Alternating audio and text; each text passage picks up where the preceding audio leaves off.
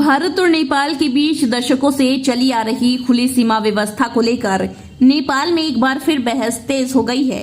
नेपाल की प्रतिनिधि सभा के सदस्य और श्रम संस्कृति पार्टी के अध्यक्ष हरका सम्पाङ राय ने भारत नेपाल के बीच खुली सीमा को बंद कर वीजा सिस्टम लागू करने का सुझाव दिया है।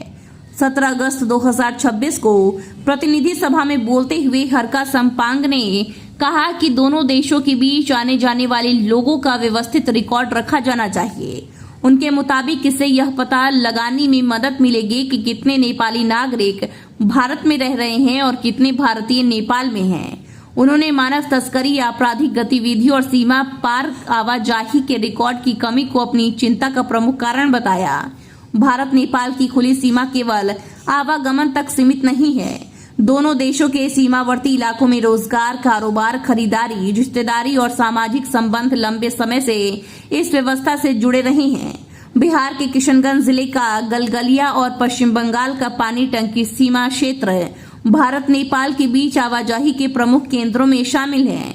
इन इलाकों में रोज बड़ी संख्या में लोग रोजगार, व्यापार, खरीदारी और अन्य जरूरी कामों के लिए सीमा पार करते हैं। ऐसे में अगर वीजा व्यवस्था लागू करने जैसा बड़ा बदलाव होता है तो इसका सीधा असर सीमावर्ती लोगों, छोटे कारोबारियों, मजदूरों और नियमित यात्रियों पर पड़ सकता है।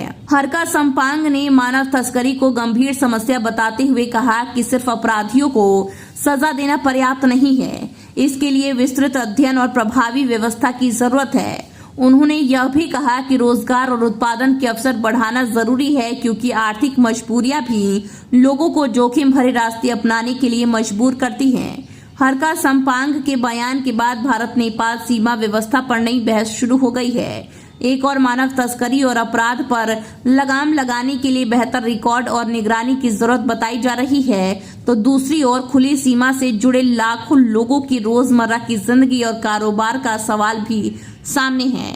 अब बड़ा सवाल यही है, क्या सुरक्षा के लिए भारत नेपाल की पारंपरिक खुली सीमा व्यवस्था को बदलना जरूरी है, या बेहतर निगरानी और डिजिटल रिकॉर्ड के जरिए सुरक्षा मजबूत की जा सकती है।